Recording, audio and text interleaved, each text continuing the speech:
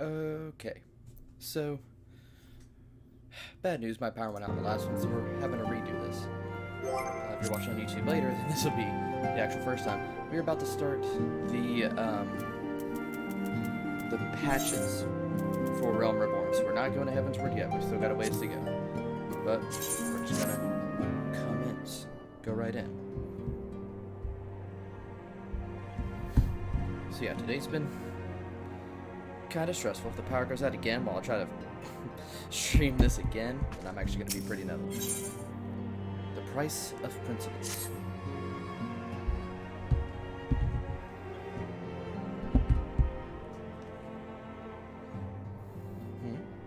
Shadow, it pleases me to see you well.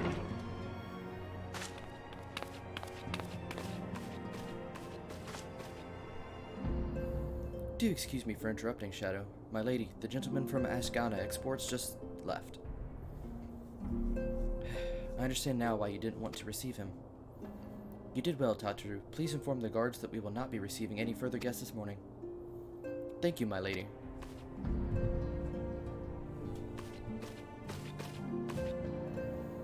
Ever since we defeated Gaius Van Belsar and destroyed his ultimate weapon, the eyes of the world have followed our every move, scarce remembering to blink. Where once we worked in secret, with precious few friends and all too many enemies, we are now besieged by benefactors, each one more eager than the last to offer his complete support. A true embarrassment of riches. Of course, every promise of patronage comes with a price. Some make their intentions known from the start, while others endeavor to engage us more subtly. Dress it up how they will, the message is ever the same. We shall help you, but only if you help us. The gentleman Tataru spoke of was more brazen than most. In exchange for certain supplies, he would have us resolve a business dispute. Naturally, I refused him, as I have every other merchant of his ilk. Alas, the Syndicate's overtures are not so easily rejected. When we formed the Science of the Seventh Dawn, it was with the goal of serving Eorzea, not the interests of individual Eorzeans. Our neutrality is fundamental to our cause.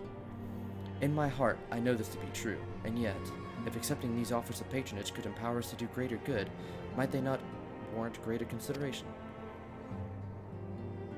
Our Baldician colleagues have been generous beyond measure, but we cannot expect them to... Oh, forgive me. I did not mean to burden you so. Yet, my urge to share this dilemma may not be wholly misguided. Might I impose upon you, consult the others. They are likely to have their own opinions on the matter.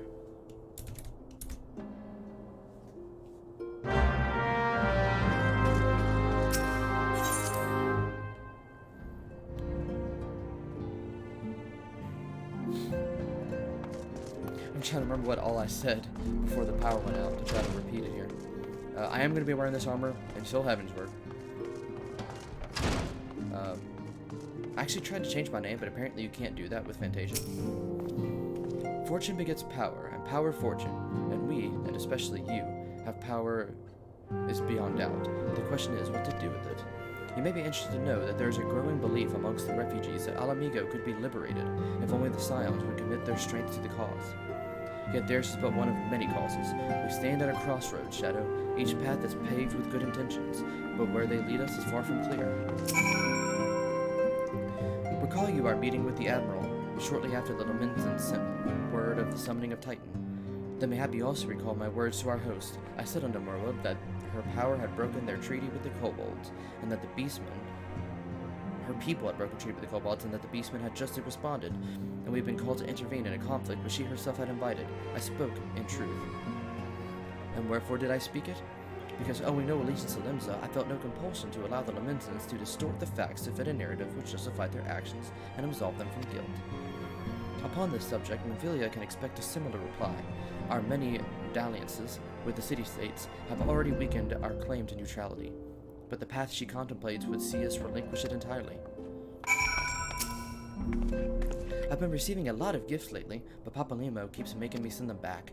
It wouldn't be so bad, but some of them are really nice. I mean, very nearly abandon your principles nice, you know? None can deny that we would benefit from more support, but if it comes at the cost of our principles, neutrality was ever a delicate matter. I've lost count of the times I've had to explain to people that our allegiances need not necessarily lie in the same place as our headquarters. Mind you, if we are to sell our services for Gil, we might as well declare our fealty to Ul'dah now, and have it done with. I'm quite sure Ul'dah would enjoy the bribes. 'Tis the lot of the powerful to attract the covetous as well as the needy.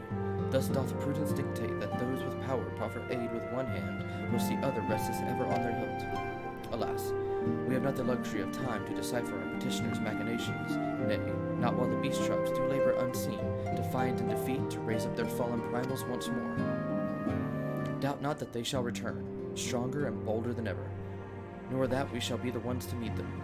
This sacred charge shall ever be ours. 'Tis but a pity we are so few, and our fortune so finite.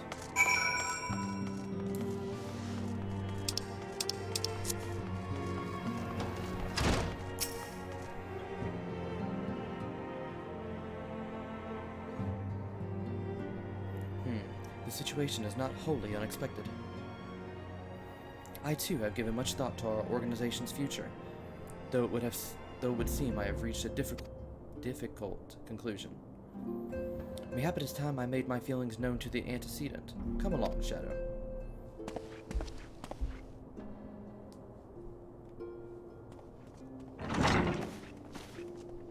Alphino, Shadow, is all to miss? You desired counsel, and so you shall have it, Memphilia. The signs of the 7th dawn must leave Ul'dah. We must do what? So long as we remain within Ul'dah territory, we will never be free to act with impunity. Moving our headquarters to Vesper Bay only delayed the inevitable. We have demonstrated our capabilities, and the Syndicate has taken note. They will not suffer our organization to remain independent now. We are far too dangerous for that. Surely you realize they're the reason Vesper Bay still lacks an Aetherite. They know full well how beneficial one would be to our cause, which is why it and other favors will be denied us unless we cooperate. If Ul'dah is no longer suitable, then where will he have us go? Experience has taught us that appearance of neutrality is just as important as the reality. Accordingly, we must keep each of these great nations at arm's length, and plant our banner in a place which all agree to be beyond our borders, their borders. Mordona. Revenant's Toll, to be precise. It lies within neutral territory and offers all the essential facilities we require. By way of an additional benefit, it also is frequented by a veritable legion of adventurers who may serve to supplement our ranks. I am, of course, conscious of the fact that we have developed a certain bond with Ul'dah and her people over the years, but I truly believe this to be the best course of action. As you yourself observed, we have invaluable ties to the local community, forged through years of concerted effort. Ul'dah is our home, Alphino. To cast everything aside we have built and started new in that desolate wasteland would be beyond reckless. The decision is yours to make, Antecedent. I ask only that you recall the shared purpose which first moved us to found the Signs of the 7th Dawn, and which moved you to found the Path of the 12 ere that. We aspire to an ideal, you and I, just as my grandfather did. That makes us more than mere comrade in arms. We are much as family as... That will be all, Alphino. I am sure you have some familial efforts of your own to attend to. Your concern is most generous, but no, I have left them in the hands of the men better suited to the task than I. I cannot very well allow my personal affairs to come before the needs of others, after all.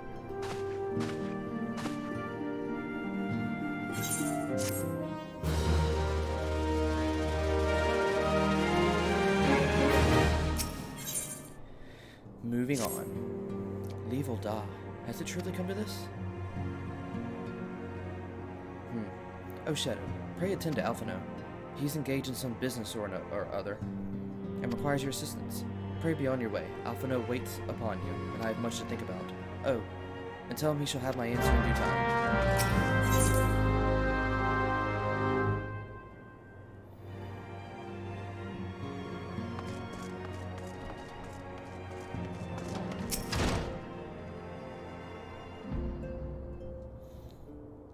Confound it. She knows what must be done, and still she hesitates. All because of those fanciful rumors. I should explain. Memphilia's mother, well, adoptive mother, was among the great many who perished during the calamity. Flaminin was her name.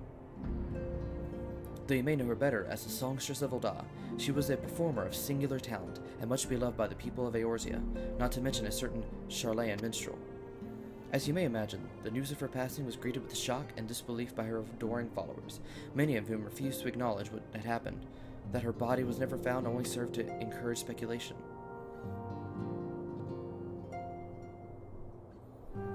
Minfilia, too, struggled at first to accept the truth, but as Flamin's absence stretched for months into years, she saw that there could be no other explanation. Until recently, at any rate, for whatever reason, rumors have once again begun to circulate that Flamin is alive and well. One of our informants, Father Elud, has sent word that a woman matching the songstress description has been seen of late at the seaside resort of Costa del Sol. If we can succeed in tracking her down, I have no doubt that any worries that now plague Minfilia's heart might be assuaged. I mean to set forth for Lenosha at once. Let us reconvene there and inquire with Master Jijiruju as to the veracity of these rumors.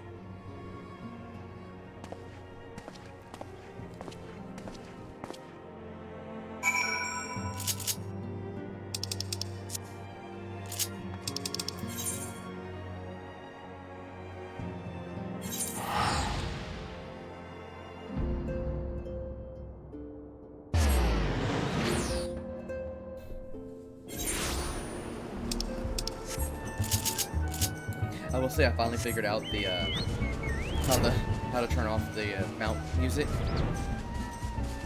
so I'll be way less conservative with the Chocobo, which I already wasn't that conservative with it anyway. Right.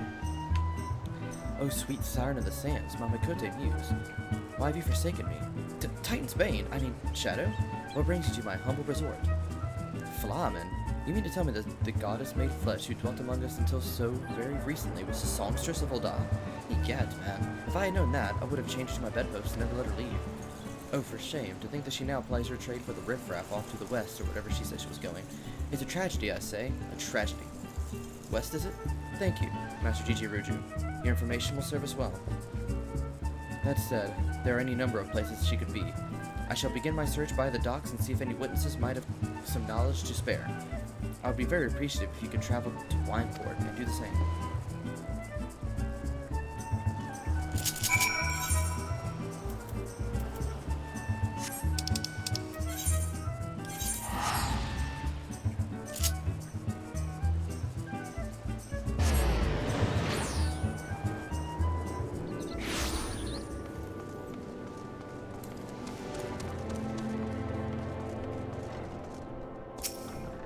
Wrong guy. Well, if it isn't Shadow, the savior of Wineport, what do we have the pleasure? Ah, yes. We did receive a customer matching that description. She was a delight to behold, to give the woman her due, but her perfume was so ghastly, I had no choice but to eject her from the premises, interfering with the tastings, you understand. If she is your quarry, why not consult your blind associate? His olfactory perception is without peer. Given that I could smell the woman from a mile away, I dare say he could smell her from 10.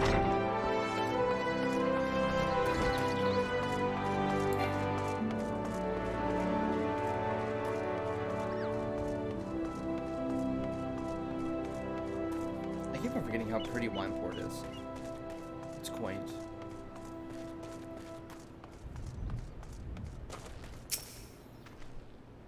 Eh? You want to know if I've seen a Makote lass by the name of Flamin? I wish. I haven't seen a lass of any description for far too bloody long.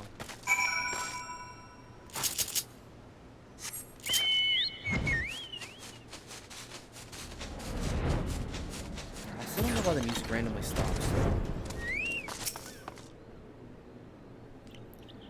I see you must have many grand adventures since last we spoke, Shadow. You must share them with me sometime. The girl from a little while ago? One does not forget a perfume like that, so robust and intoxicating, yet simultaneously familiar, reminiscent of a bloom, native to these parts, in fact.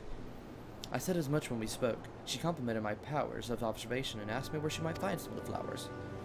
So I told her to follow the road south into Raincutcher Gully, and then head east after crossing the second bridge. The flowers which grow in the shade of the cliff have the strangest scent, you see. If you make haste, you may yet find her there.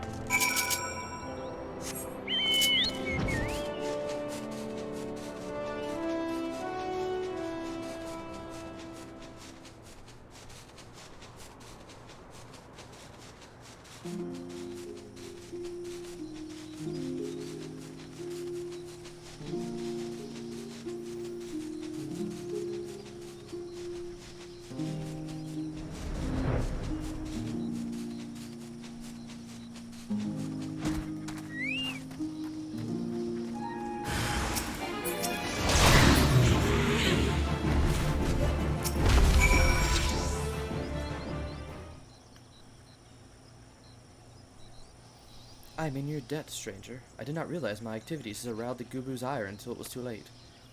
Their oils can be used to make perfume, you see, and Flamen, I don't... Who are you? Whom do you serve?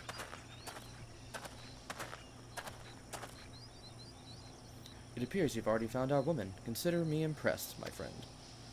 The songstress of Ulda, I presume. Minfilia, or should I say, Asilia, is looking for you.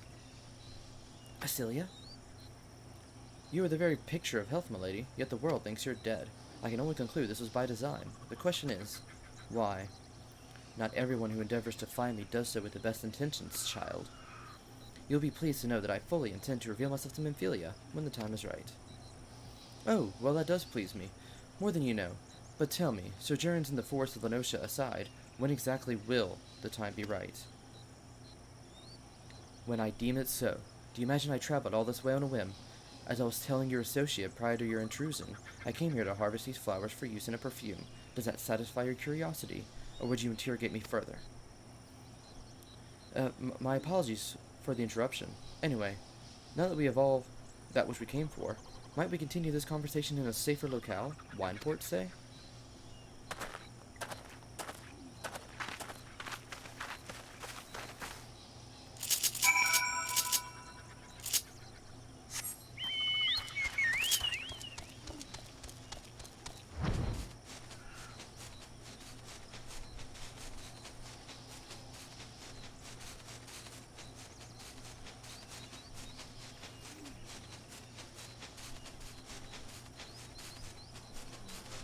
See, the ambience is good, but I still don't know if it's my PC that's making it so I can't, or music doesn't play sometimes.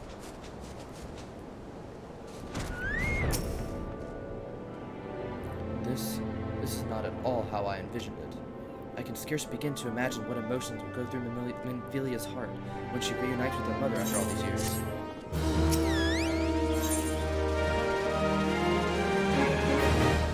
All things in time. You say my daughter awaits us in Vesper Bay, yes? I've kept her waiting long enough. Let us be on the next ferry. I can finish fastening the perfume along the way. Understood. Come with me. It may be my pleasure to escort you to the Waking Sands.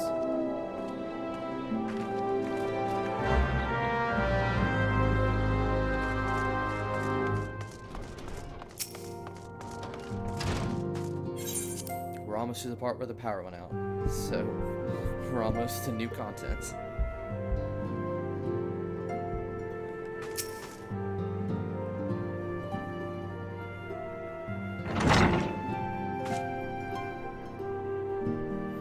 Antecedent, you have a guest.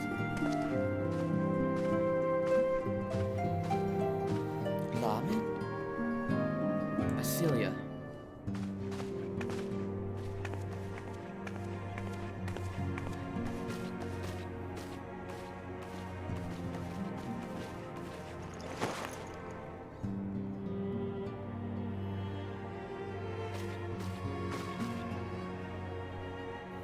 I haven't seen her like this in years, Shadow.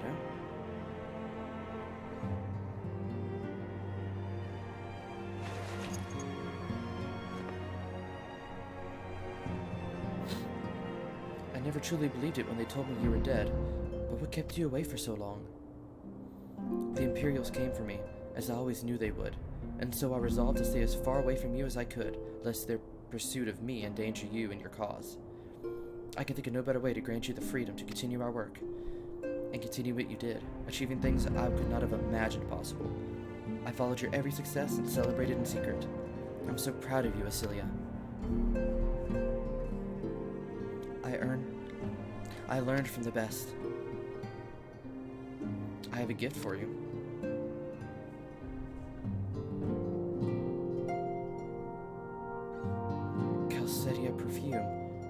remembered. How could I ever forget? You wore it all the time. If ever I lost sight of you, I could always find you again just by following my nose. I did not think it was made anymore. You must have gone to so much trouble. It was no trouble to me, darling. I fear I cannot say the same for Shadow, however. I could not have made it without him. Thank you, Shadow. Thank you both.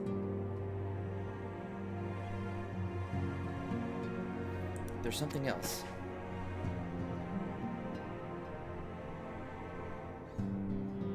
This is the cat's eye I found. All these years you kept it?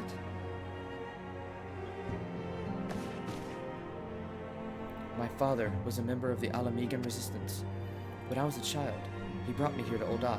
The accident which claimed his life happened shortly after our arrival. It was Laman who took care of me then.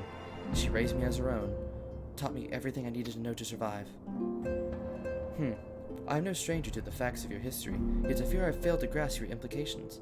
Is it clear that there is much more I do not know? About you and your mother both. One of the first lessons to me concerning mining, and I was a very dedicated student. This cat's eye was the first stone I unearthed. It wasn't much, of course, but I was exceedingly proud to have found it nonetheless. So I gave it to Laman as a gift. She said it was beautiful. But there I am at a loss. Why are you returning it to me? Is something amiss? No, Celia, nothing is amiss. Quite the opposite. I need you to realize how far you've come, and how much further you must still go. You and your allies have accomplished more than I ever could have hoped. You have succeeded where I have failed, and made me so proud that words fail me. But even as I marvel at the woman you've become, and at all the many things you've done, I cannot help but think of that which you have yet to do, and of what it may entail. Asilia, daughter, you cannot stay here anymore. You and the Scions must leave Ul'dah. Laman? You built it once, Asilia. You can build it again. And this time, we'll do it together. Truly?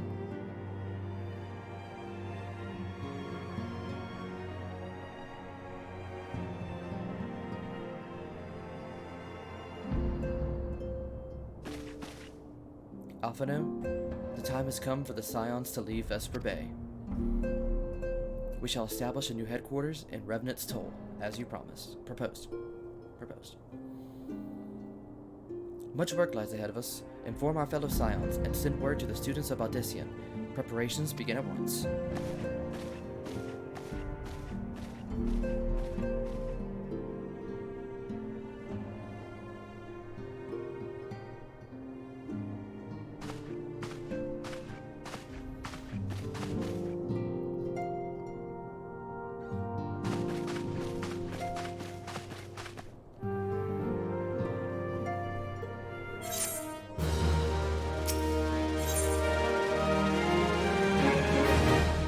Laying the foundation.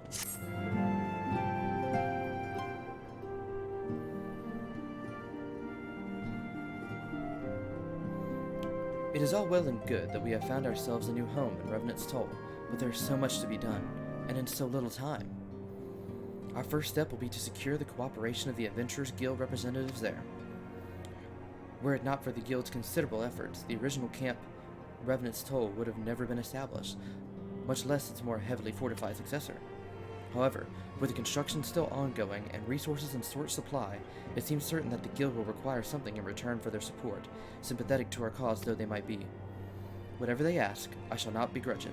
To be plain, we need them more than they need us. Without their assistance, such essential tasks as securing our new facilities, cultivating relationships with local merchants, and recruiting adventurers would prove difficult, if not impossible. You need not concern yourself with such matters, antecedent. Really, Alphino? If I need concern myself with anything, it is surely matters such as these. Indirectly, perhaps. I submit that you might instead concern yourself with a different matter, namely, to whom the resolution of such matters might best be entrusted. And here I am. Nor do I come alone. May I present the esteemed emissary of the Adventurers Guild at Revenant's Toll. It is an honor, antecedent. Upon receiving word of your intentions from Master Alphano, we thought it best to begin talks at the earliest available opportunity. Know that my associates of Remnant Soul hold the signs of the Seventh Dawn in the highest regard. We should be honored to welcome your organization. There are, of course, certain provisions which must needs be negotiated. If it please you, I would do so. It does. Sir, unless I am mistaken, you are the one known as Shadow, are you not? May I say what a pleasure it is to make your acquaintance. Slaffborn spoke of you in the most glowing terms.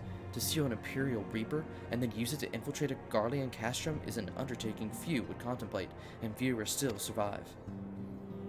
You shall always be welcome in Revenant's Toll. We hope you will favor us with your presence again ere long.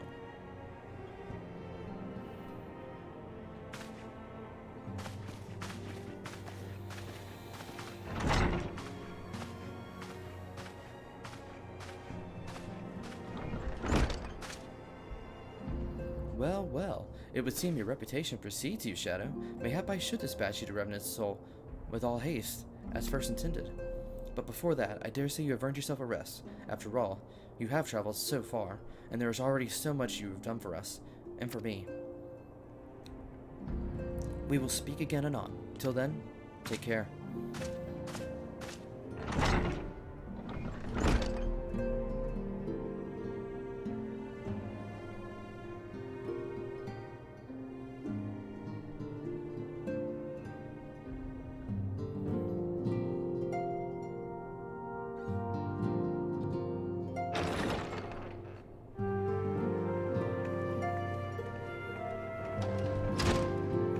Shadow, were you able to get some rest? I would ask you to come with me to the Solar. Alphano has just returned, and it would seem there is something he would like to share with us.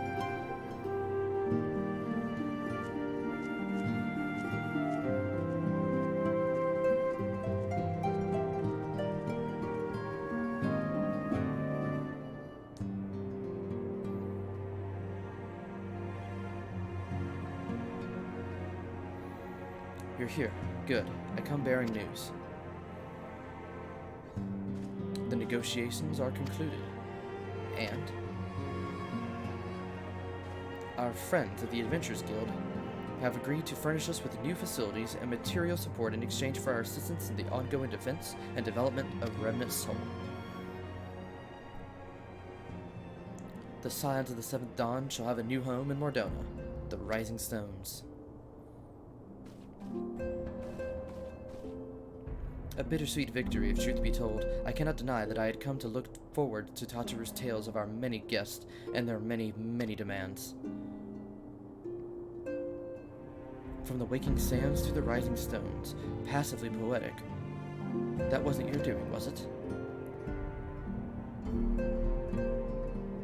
I too have news to share.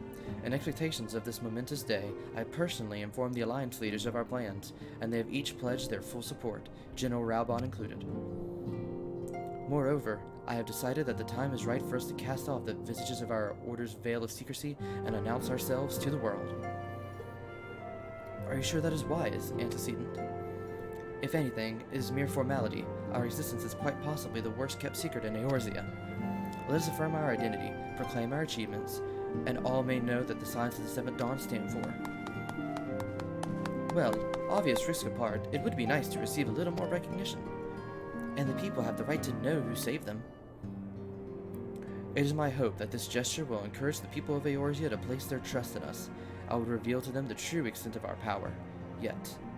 Yes, but in doing so, I would show them that it is a power accountable to no one, and at once to all. And what of us? We who have felled primals and faced down the Empire. To you, my fellow scions, I would say this: prepare for the challenges which lie ahead, for they will be great indeed.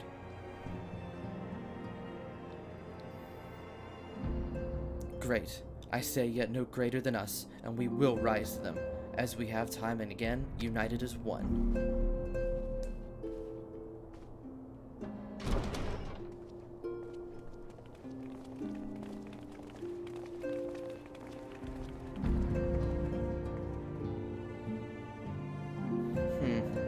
There must be some way I can... Wait, that area is said to be rich in minerals. Maybe I should ask Flamen to teach me the basics of mining too.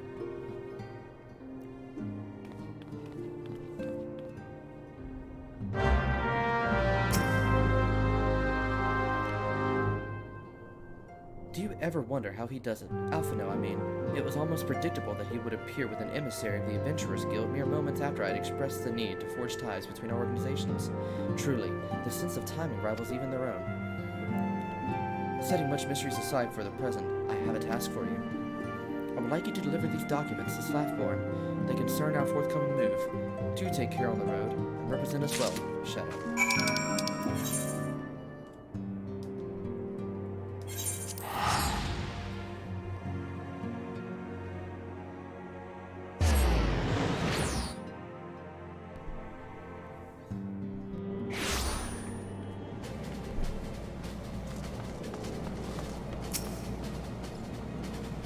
I was told to expect a Scion, but I didn't expect it to be you. It has been far too long, Shadow. You have something for me, yes? Let me see now. Yes, everything appears to be in order. You'll be staying with us for a while, yes? But that we had a dozen more like you. Since we don't, though, we'll just give you the work of a dozen men. I jest.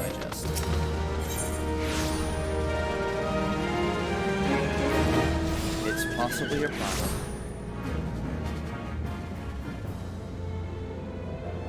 Back to do the work of a dozen men, I see. But I jest. Even I can appreciate that an important man such as yourself has little time for menial tasks. But since you're here, mayhap you've been keen on having a look around the Scion's new home. See that impressive structure over there? That's the place.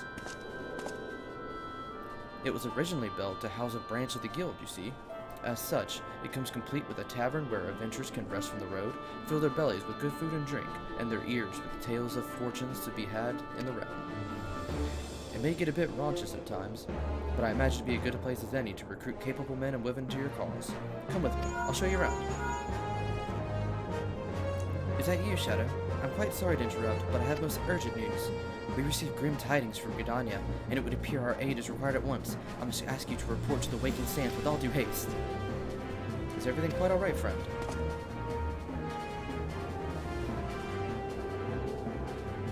I can't say I'm privy to the details, but it would appear that there is no time for a leisurely tour. But no worries. You can rest assured that I'll see to all necessary arrangements. Pray return anytime you've seen to your more pressing matters.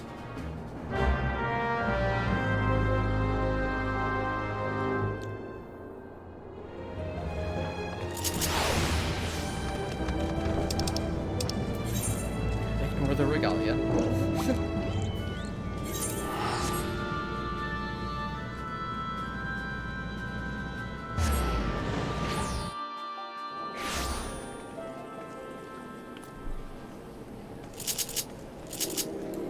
Oh, I will say that I actually did read about the actual quick way to get to Horizon, and I've been taking the long way since 2013. But at this point, I'm too dedicated. I only have to make this trip a few more times anyway.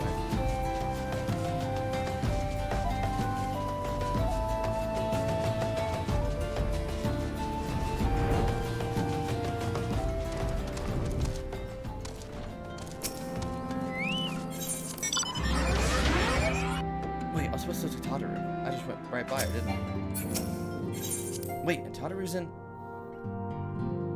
No, Tataru's here. I was an autopilot and went right by her. A messenger from the Twin Adder came to the Waking Sands while you were in Mordona. I wasn't privy to his conversation with the antecedent, but I did see the look on her face after she took his leave. After he took his leave. Something is definitely amiss. Could it be that XIV summoned Garuda again? Or maybe Imperial forces have been sighted within the Shroud? Well, whatever it may be, I'm almost certain it's nothing you can't handle. Now go and ask the antecedent if there's anything you can do.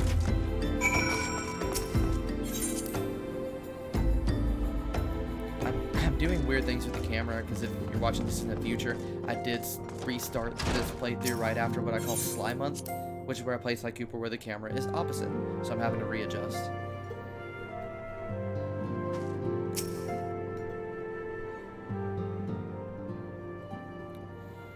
knew this day would come, yet I prayed it would not come so soon.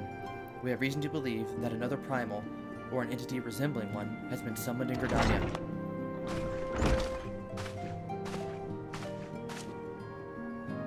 Thine arrival is customarily timely, Shadow.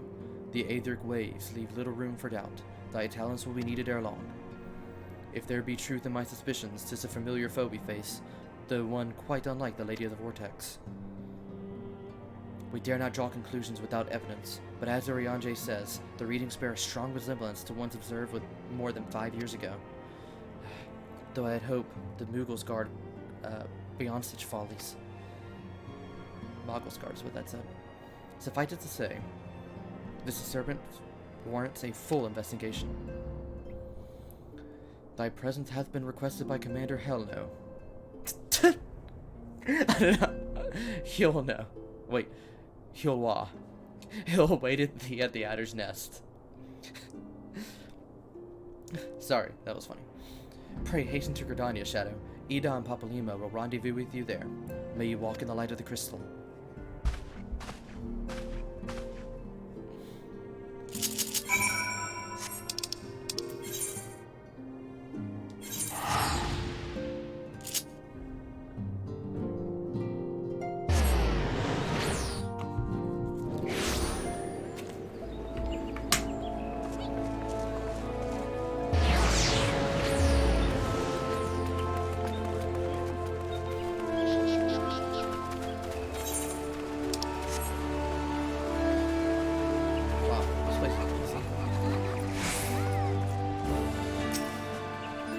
Pleasure to see you as always, Shadow. Thank you for answering my summons. Quite frankly, I could think of no one more qualified to... Oh, we're getting ahead of ourselves. Allow me to explain.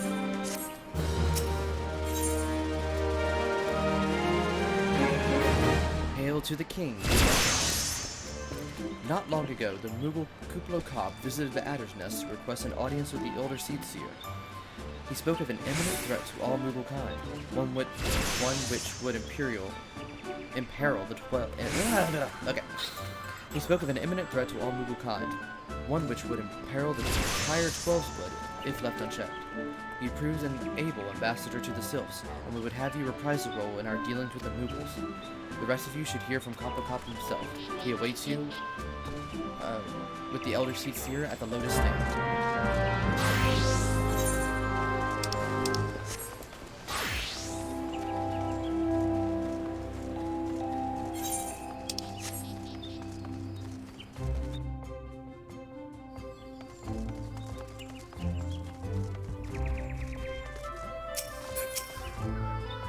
The other Scions have already arrived, sir. May I show you in?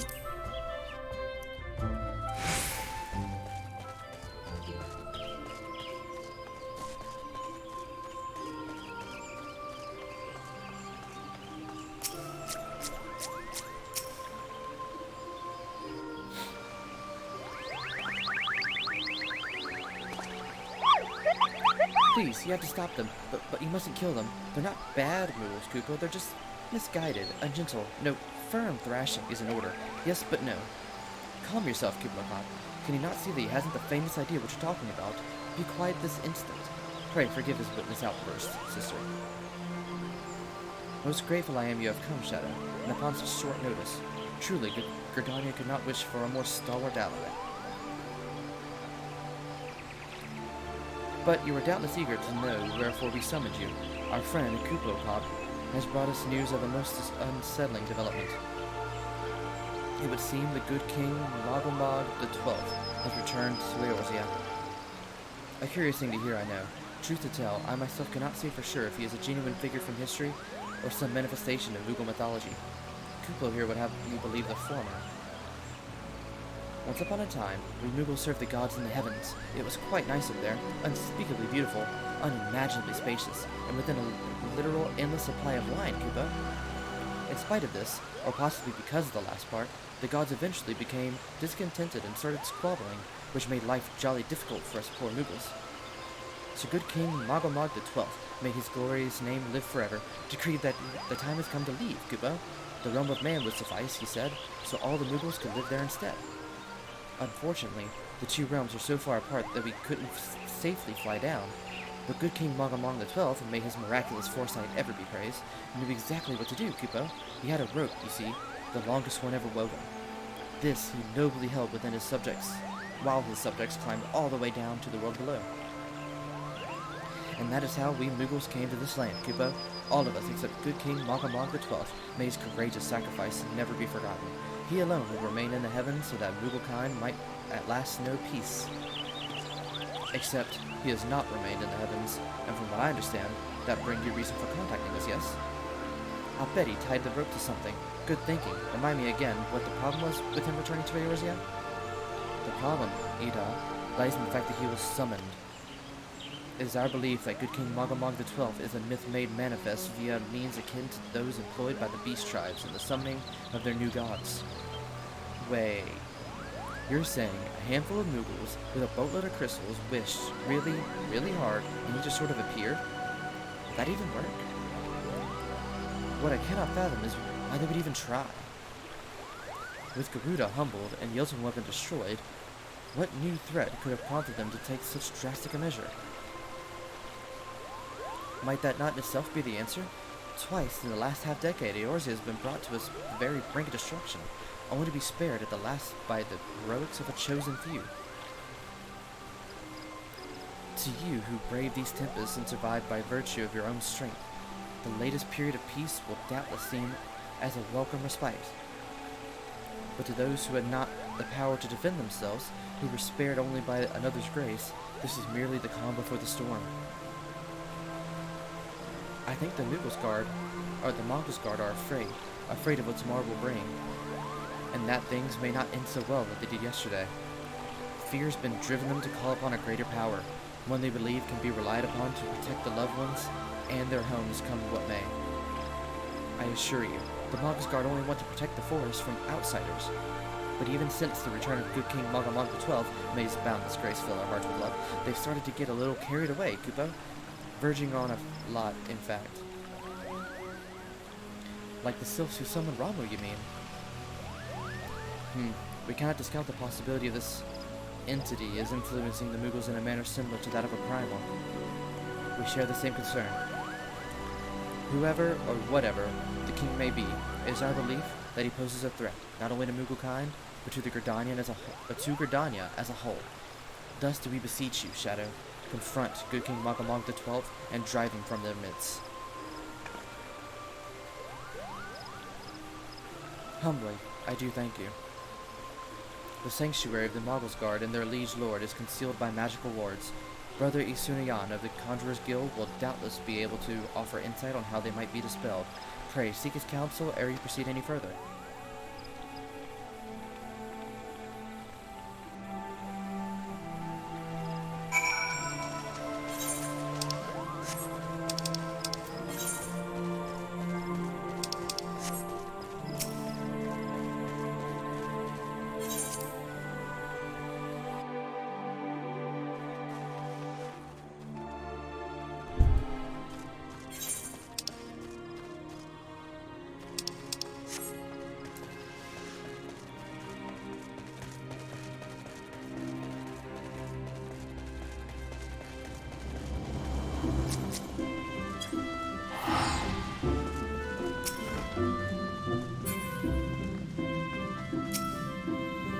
Welcome, Shadow. Welcome.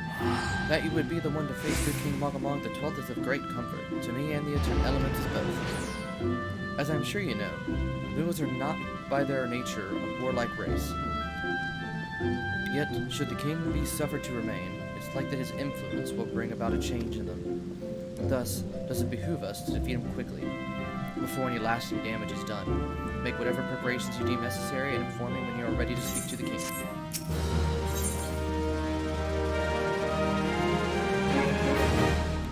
You have selected Regicide. The wards barring access to the king's sanctuary can only be nullified through the use of an enchanted keystone, the self-same method employed 5 years ago, when first the king was summoned to Eorzea. It was with great regret that we were forced to sanction the slaying of the guardians, who then held the keystones, for none were in our possession at the time. By the grace of the elementals, however, we have been spared that burden on this occasion. Kupo Kop confided in me that he had been entrusted with a set of keystones by the Magus Guard himself. Yet, wishing not to betray their confidence, he begged me to find some other means to gain entry to the King's sanctum. Alas, I have been unable to do so, and dare not labor any longer, for fear that the Mughals might succumb to the corrupting influence of their liege lord. We must needs have Kublai-Khop's keystone, Shadow. Pray go to him and beg his assistance. He awaits at you at West Shore Pier.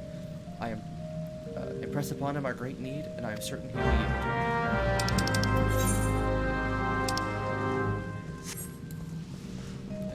Thinking we can get there faster by teleporting to the Lancers Guild.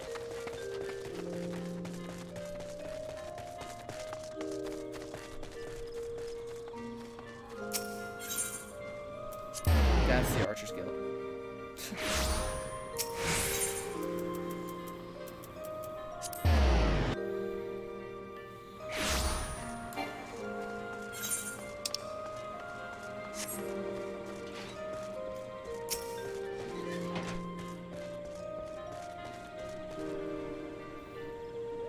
So, how will you do it, Kupo? Oh, he told you about that? Well, if there truly is no other way, I'll do it, Kupo. Take the ferry to Sweet Bloom Pier. I'll go on ahead.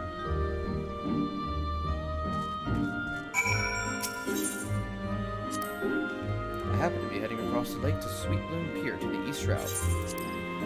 So are we.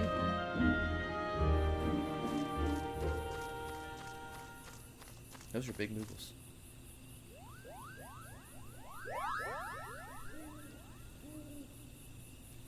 Don't you dare lie to me, Kupo. I know what you're planning, and I won't allow it. Open your eyes, Kupo. The king will never be satisfied, no matter how many crystals you bring him.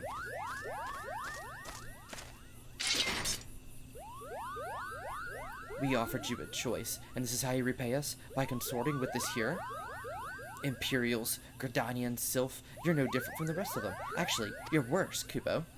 Traitor to his kin Mughals, he plots treason against the crown. Enough. Kublai-Khop will answer for this crime soon enough, as will all who defy the will of good King Magamont XII. May he reign forevermore, Kupo.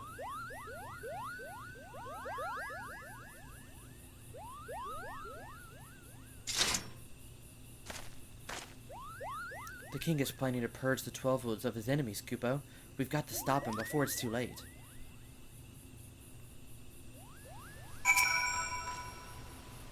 The entrance to the Thorn March is deep within the Bramble Batch, Kupo. If you take me there, I can nullify the ward, but be warned. The Magus Guard has set traps to lure enchanted beasts. I can't hide from them, so you'll need to protect me, Kupo. Alright, so we need to escape. We can do that.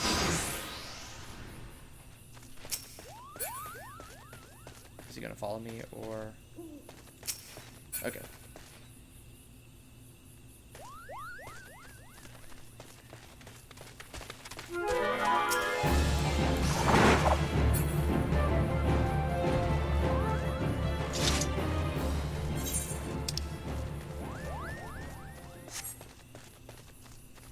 Do we have to go through the Bramble Patch? Will he follow me over here? Yes.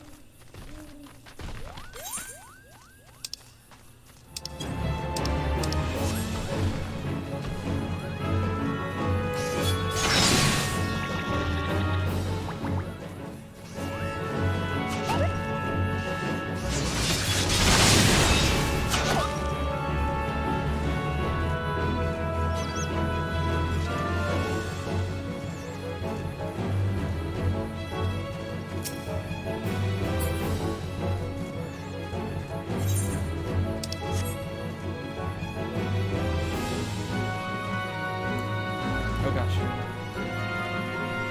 I didn't realize that.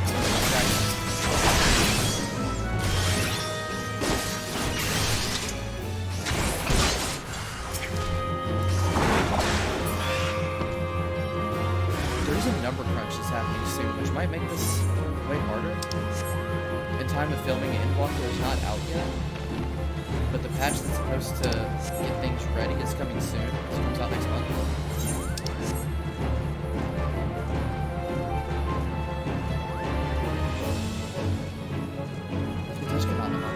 Probably finish up the patches to the Shadow Brothers.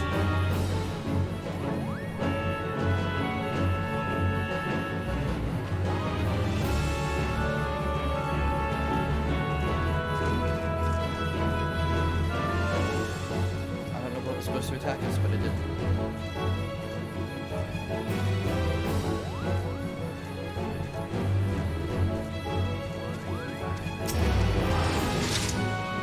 We're here, Koopa. I don't see any more beasts, do you?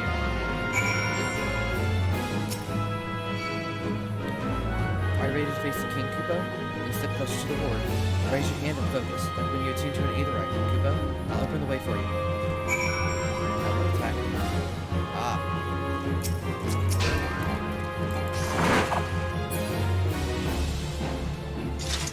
Alright.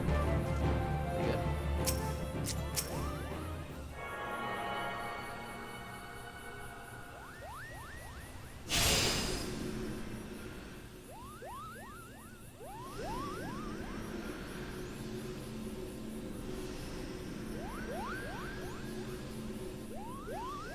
The rest is up to you, Koopa. Now go and teach those foolish Moogles a lesson and send the king back whence he came.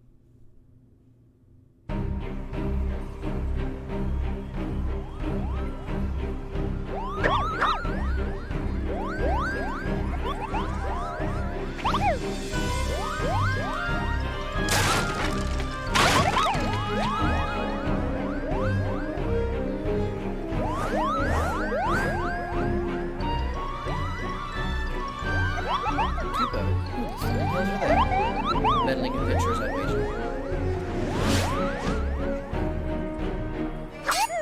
Moogle's Guard, to arms! Defend the king, Koopa!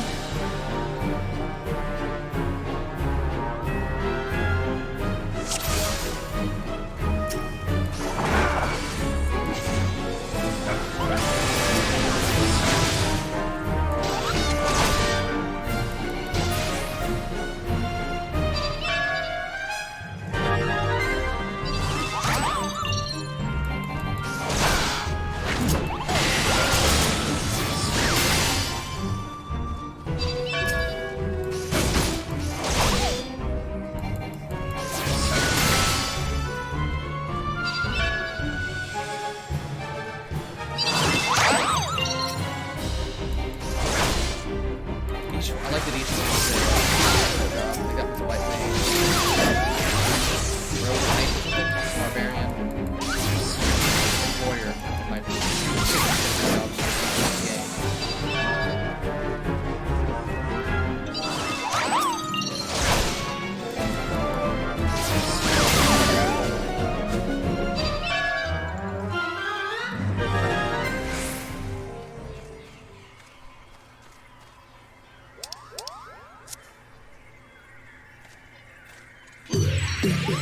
Hail to the king, I'll say.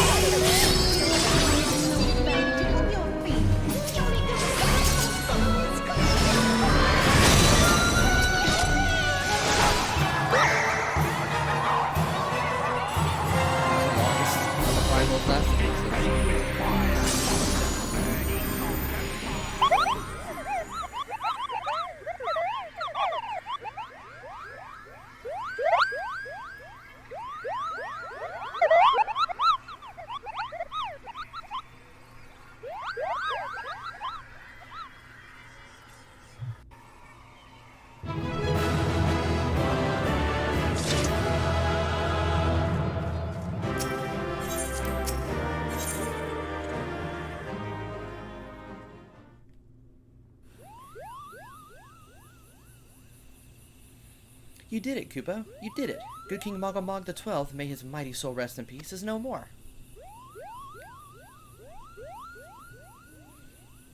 I shudder to think what might have happened had you not stopped the Moggle's Guard when you did. Thank you, Shadow. Perhaps now they'll come to their senses and stop playing at fairy tales. Rest assured that the chieftain will have choice words for them, too. You should go and tell Puknipak that the king is no more, Kupo. She's with Reo at the Camp Tranquil, and can relay the news to the chieftain.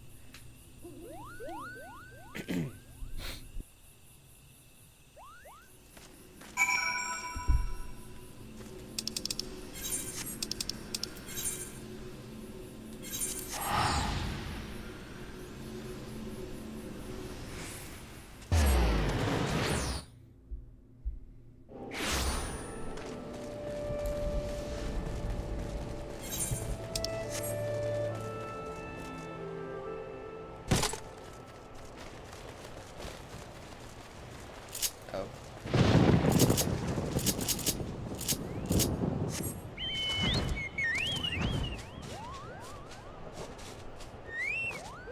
Why is this place so busy? Do I dare believe my ears? Good King Mogomog the 12th, may his magnificent virtue serve as an example to all of us, has fallen? All Moogle kind owes you a debt, Shadow. Ah, and I sense Reo wishes to congratulate you as well. I shall let you two speak without fear of interruption.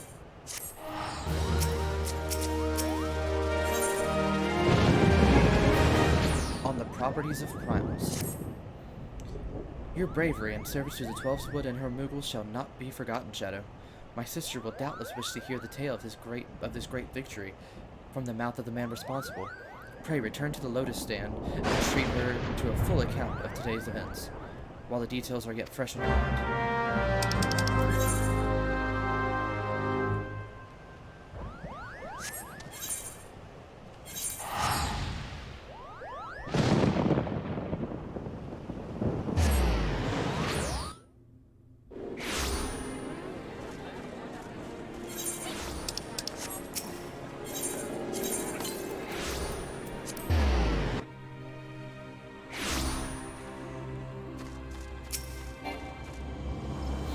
The Elder Seer is expecting you. May I show you in?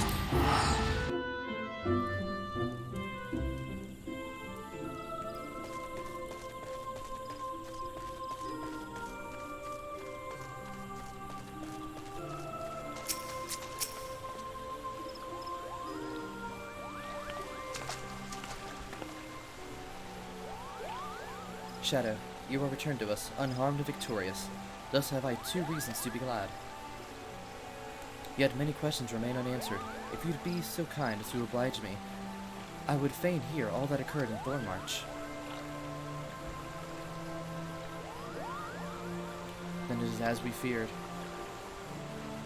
The king really is a primal. But he really isn't, is he? I mean, the Moogles don't worship him. For one thing, he's not even a god to them. It doesn't sound like a primal I've ever heard of. Then mayhap the fault lies with the definition. The fact remains that though a combination of the power contained in crystals and the force of their collective faith, the Moogles called forth a being that by right should not exist. Moreover, when slain, said being left no corpse, the aether which comprised him instead being scattered to the 4 winds. According to the accepted definition, he may not be a primal, but the mode of his manifestation was in every respect the same. Which means... Ashians! This whole business reeks of their handiwork. Kupo, they said it was a masked man who had taught them how, years ago. But Gridania has no shortage of masked men, and I never thought to question. Confound it all! How many more will they ensnare in their tainted gifts? Too many, I fear. As long as there are paragons to stir the embers, fools to build the pyre, and crystals to feed the flames, ever and again shall we suffer primal visitation, a somber thought, but a solitary one. My heartfelt thanks, Shadow. Already the information you have provided has proven invaluable. The Grand Serpent Marshal and I have much to discuss. Oh, before you do, my lady, I was hoping we might finish discussing that other matter. The matter of which you speak has even now been settled. The Scions shall not want for support. We shall be glad to send additional supplies to Remnant's Toll. We knew we can count on you, my lady. While Ida and I remain to discuss the particulars of our arrangement with the Elder Seedseer, mayhap you can return to the Waking Sands and appraise the antecedent of all that has transpired.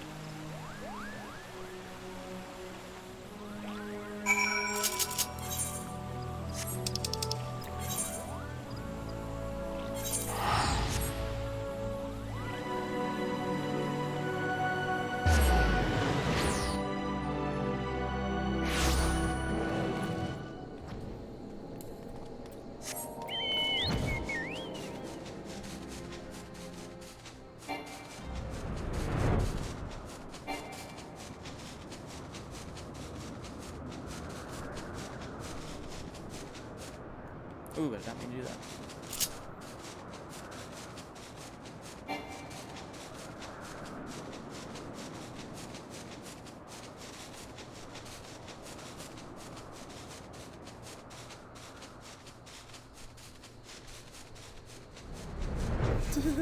Sorry, the flying T-Rex. It's amazing.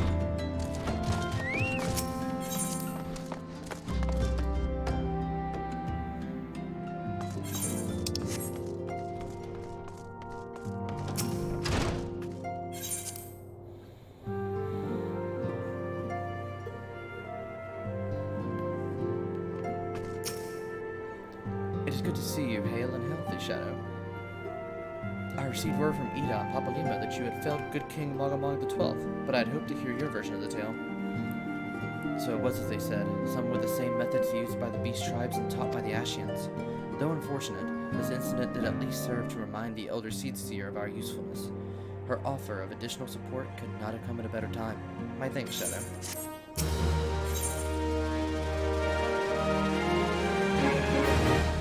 The Gifted. Owing to the tireless efforts of all concerned, we are, at long last, ready to bid farewell to Vesper Bay. So as to avoid drawing undue attention, we shall make the journey to Remnant's Toll in small groups, departing at irregular intervals. Lest you doubt, it is still my intention to conduct future operations openly, but on this particular occasion, the need for caution overrides all other concerns. To move north as a one ponderous caravan would only serve to invite attack. It seems only right that I should be the last to leave, and I would have you remain with me until the end, Shadow. Upon my departure, the Waking Sands will formally cease to be our headquarters, and the premises will be given to the care of Oriange. I had thought to relinquish the property, but he was quite adamant, and I had not the heart to disagree. These walls have borne witness to some of the brightest and darkest moments in our Order's history. Mayhap it is best that we do not forsake them entirely. Oriange shall remain here and devote his energies to studying the nature of primals. By the grace of the 12, he will one day discover the permanent solution that we have tried to get for so long. Of course, he will not be alone. Alice shall continue to work closely with him as well. Should they require our assistance, I have their assurances that they will not hesitate to contact us. Speaking of Oriange, would you inquire of him in any task remain undone? I cannot escape the feeling that I have forgotten something important.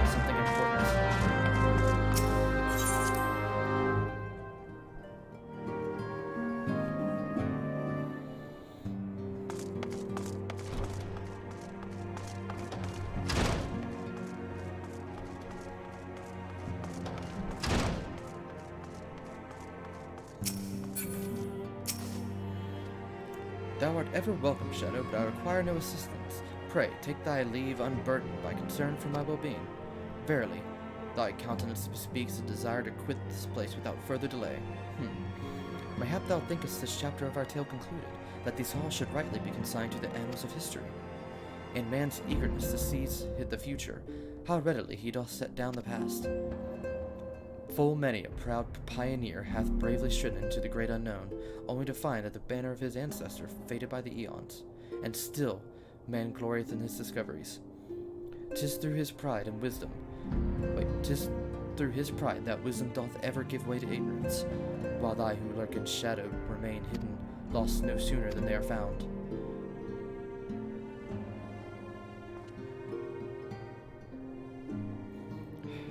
Be not offended, Shadow. Thy conduct hath ever been beyond reproach. Despite thy surpassing strength and all thy many victories, thou hast never been so conceived of thine own greatness as to imagine thyself above the failings of thy forebears. Mayhap it is the echo which hath opened thine eyes to the lessons of history. Would that the same could be said of...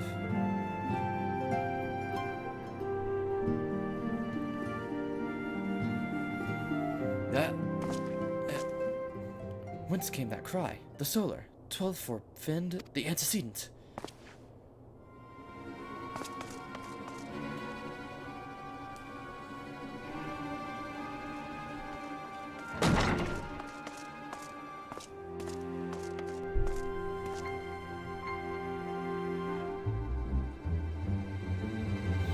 Shadow, you must...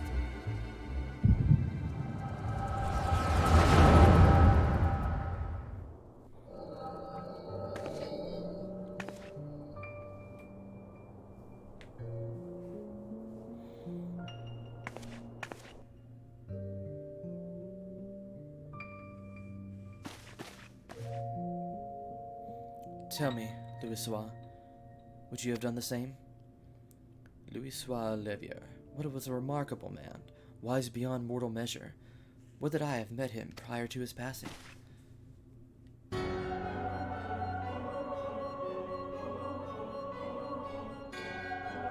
Ascian? Here? How? How readily, you see. You are indeed gifted, antecedent. But you are not like the others. Your robes. Gifted, but ignorant. Yet I shall not judge you harshly. The fault lies with your forebears. It has been millennia. Mine are the robes of an emissary. Unlike he who had come before, I have no quarrel with you. He who... You speak of La Habrea? La Habrea is a warrior. He fought. He fell. He may yet learn from his mistakes. Then he is still... Come. I only confirm that which you already know. There is no cessation, no oblivion, only expulsion. You... What are...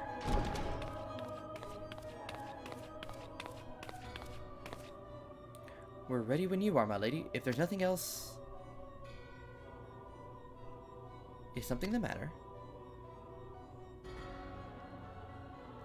I feel the same way. After everything that's happened here, it feels strange to leave, but I'm sure we'll soon get used to Revenant's toll. Well, I'll let you say your goodbyes. Take as long as you like, my lady. We shall depart whenever you're ready.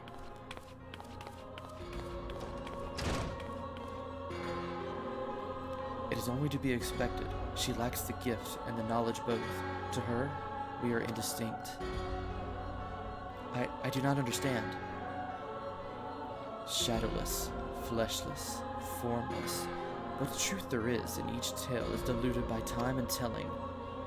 Knowledge dictates expectation, and expectation colors perception, thus that she perceive not. So it is with all but a chosen few. Even you, when young, could not see with eyes unclouded.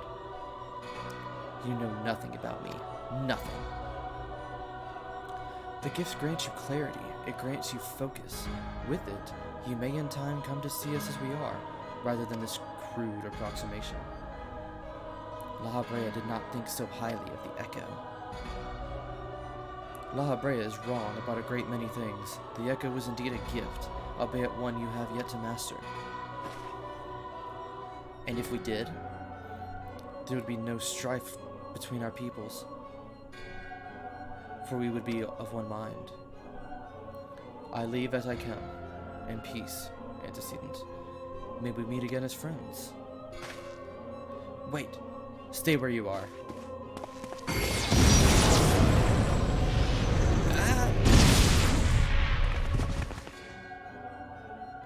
Mayhap I was indelicate. 'Tis a mercy she shields her children from his grace with such resolve. Was it also by her hand that you survived the ardor, I wonder?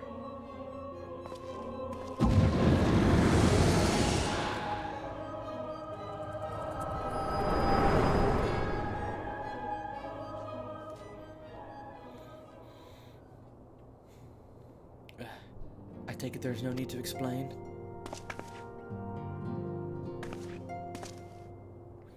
Save your concern. He did me no lasting harm. Whatever his intention was, it was not to kill.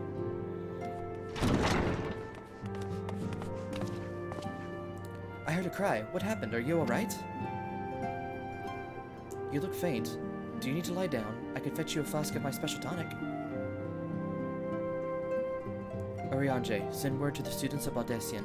Tell them to scour our archives, the forbidden tomes in particular. If there is any reference to an Ascian robed in white, however oblique, I would know of it. An Ascian, my lady. Was that what gave you cause to cry out? I did but moments ago glimpse a figure clad in white set forth from the waking sands. Yet Ascians are wont to employ teleportation magics. Why would he be so brazen? I know not and care not. Find him, Shadow. Turn every stone in Vesper Bay if you have to. Pray attend me, Tataru.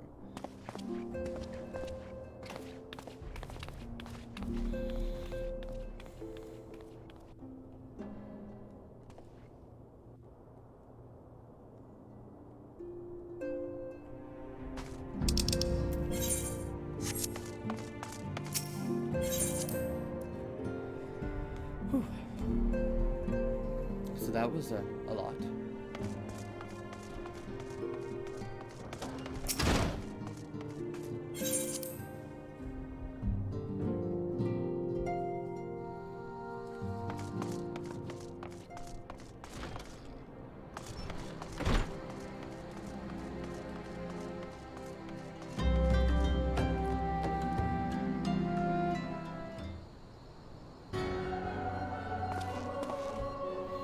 I am told you are the warrior of light, but I would know for myself. I shall walk north, and you may choose to follow. Know, however, that you will be waylaid if you do so. You may even perish. Should you survive, we shall speak anon.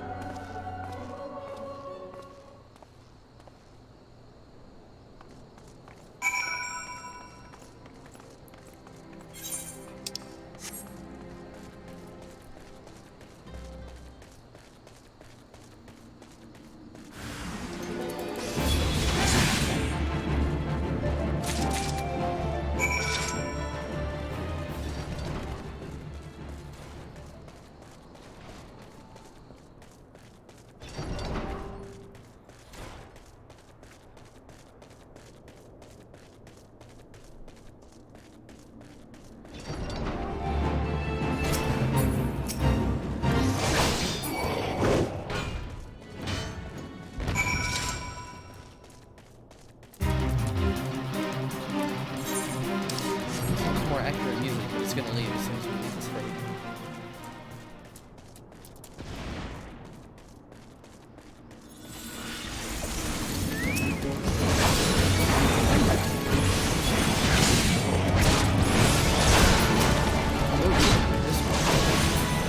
Thanks for trying to help, but well, I don't know what level he is. He's probably enough.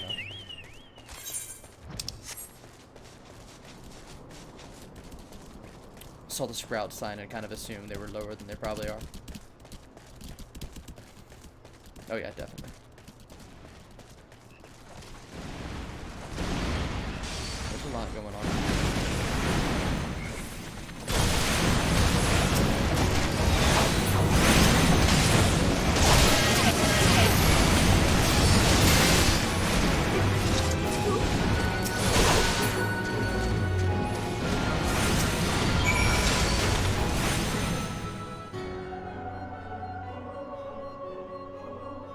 Remarkable.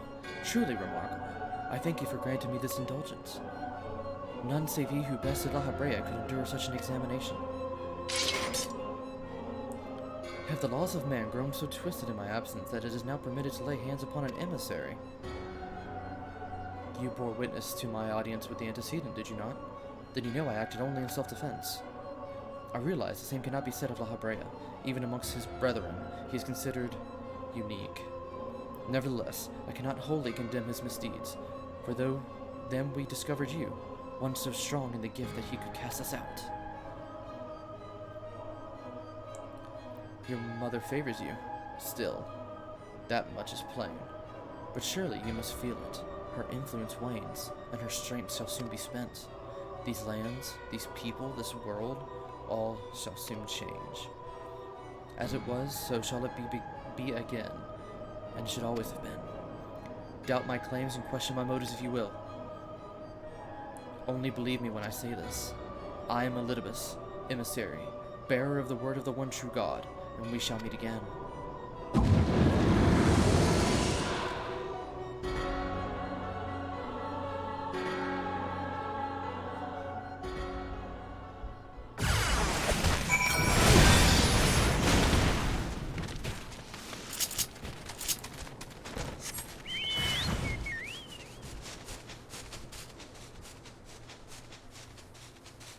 I'm not even sure we can fly over that.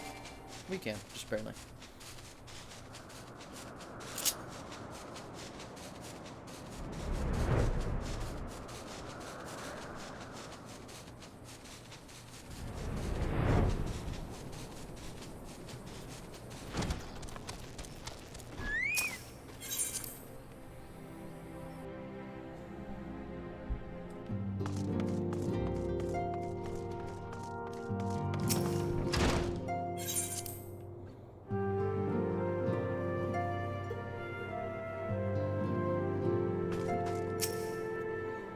Thank the gods you've returned, Shadow. After you left, I began to worry that I might have sent you to your doom.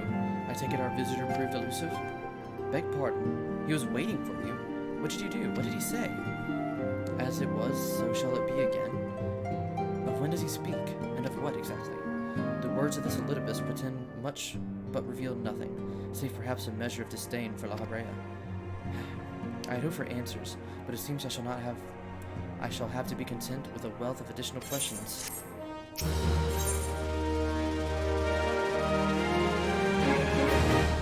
Build on the stone. Let's set aside the matters of this Ashen until after we have completed our move to the Rising Stones. There is but one final favor I would ask of you before I depart. I believe I mentioned before that my father was a member of the Alamegan Resistance. The truth, however, is more complicated than that. As far as the Empire knew, he was their spy. He maintained the deception for nigh on half a decade, furnishing the Resistance with vital Imperial secrets while feeding his paymasters subtly conceived misinformation. When he died some 15 years ago, my father left behind his journal, which I have closely guarded ever since. It contains every shred of information he and his agents could steal on what they believed to be the single greatest threat to Eorzea, the Primals. Its wisdom has guided me throughout the years, though there is much within I do not understand. It is my hope that Urianger will fare better. Tell him to treat it with care. It is all I have left of my father.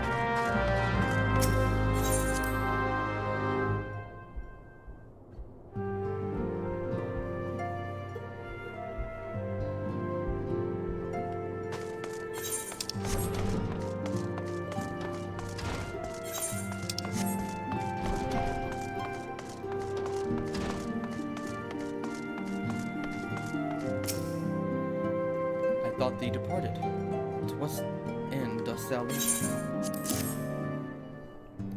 The father's final bequest, the daughter's lifelong labor. It is no small thing to surrender such a cherished memento. Well can I imagine the antecedents of pain. Upon mine honor, I swear to spare no effort in the study of these materials, lest my lady's sacrifice be in vain.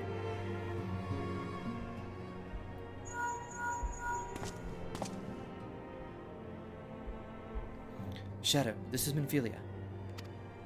Forgive me, but I could wait no longer. I have departed for the Rising Stones. If you have yet to... Once you have given the journal to Urianger, I bid you come to the 7th heaven and Revenant's Toll. Tatra will be there to show you inside our new headquarters. Assuming you have already attuned to it, you may wish to make use of our new Aetherite in Revenant's Toll. After all, it is right on our doorstep.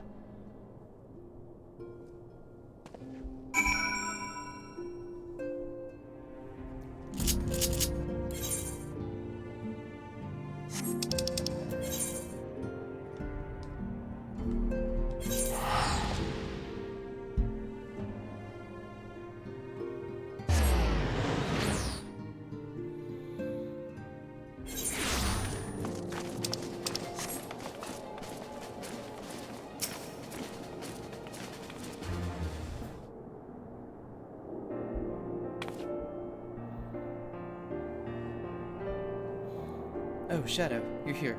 Good, good. We were all wondering when you'd show up. As I was just telling your restive receptionist here, I'm pleased to inform you that all the documents have been prepared and all signatures signed. The Rising Stones is officially yours. Splendid. From this day forward, I will spare no effort in seeing that it is as welcoming and comfortable a home as a waking sand as it ever was. That said, this is all somewhat intimidating, is it not? So many unfamiliar places and unfamiliar faces. Most of the men and women you see around here in Revenant's Toll are adventurers who come and go as they wish. I dare say that should make it easier for you to get around your business here.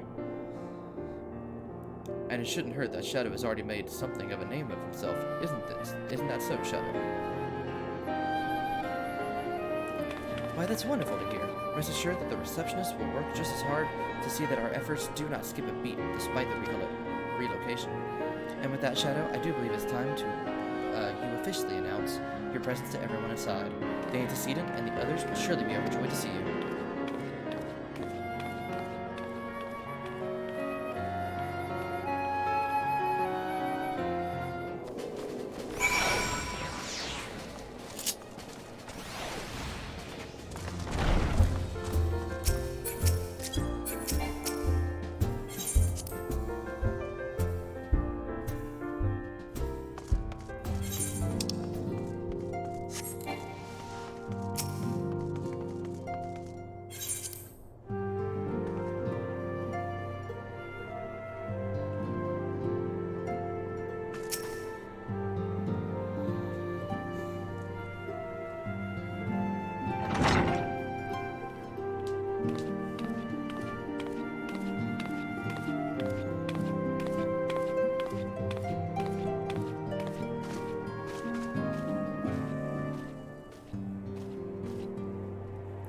Well, it is certainly spacious.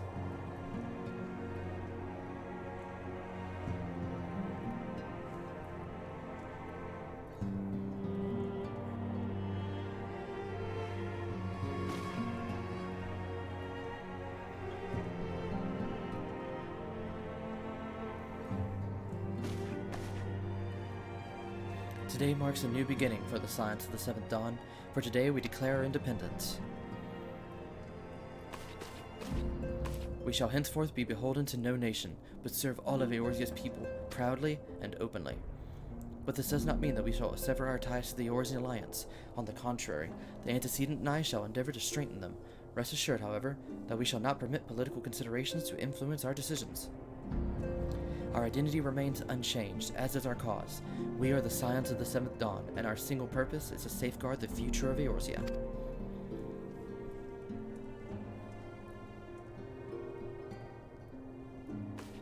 For Eorzea!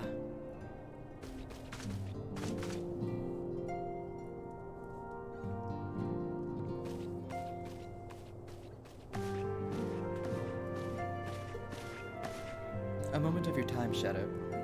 I would speak of Elidibus. Pardon the intrusion, my lady, but the matter of which bringeth me will admit no delay. Mine every attempt to contact the students of Baldessian hath been met with silence. No one will respond? How odd. Allow me to try.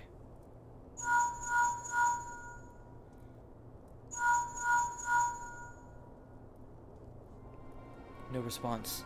Surely they would not ignore us. They have never yet, my lady. I fear we must assume the worst. No, will not believe it. An outpost perhaps, but not their headquarters. Their wards are beyond circumvention. Had they come under attack, they would have certainly have raised the alarm. None could penetrate their sanctum unnoticed. But for those who lack the gift and the knowledge both, oh no. Contact the agents in the field at once. If aught has befallen the students of Baldessian, they may know of it. Though the thought of it pains me, until such time as we have evidence to the contrary, we can but assume the worst. Accordingly, we must needs seek another source of information on Elidibus. 'Tis possible that others in the homeland are possessed of such knowledge. Be fairly warned, however, they are unlikely to yield to it unconditionally. Do what you must. Yet another unforeseen and unwelcome development. What would be next, I wonder? A visit from the crimson-clad Ashian, perhaps? Or Osier? Cruz? And which of our allies will then fall silent? For a time, I thought we had gained the upper hand.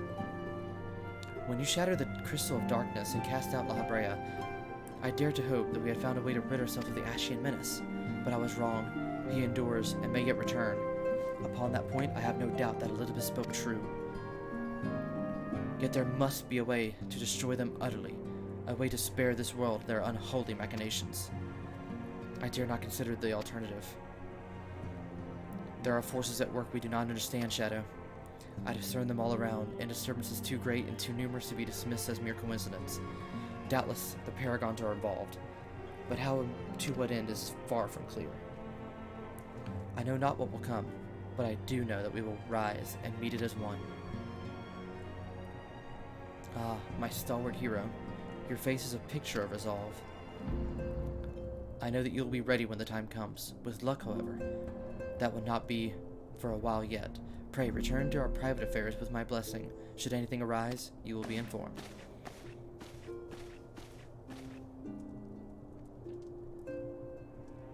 Krile, where are you?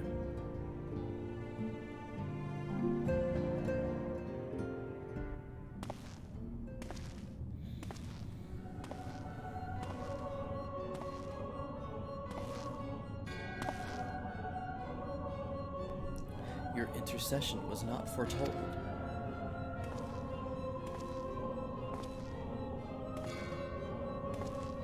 You object. We question. Our plans are in motion, your intentions unclear. They survived the 7th Ardor and are stronger now in the gift. Does that not intrigue you?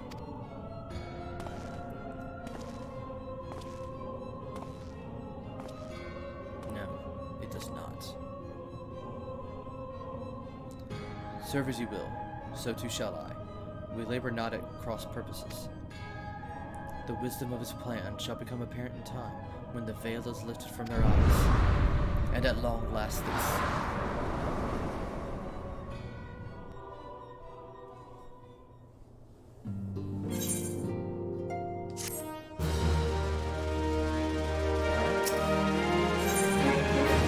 So, I know the mission is right there, but it actually does end patch 2.1, so that is where I'm going to end today.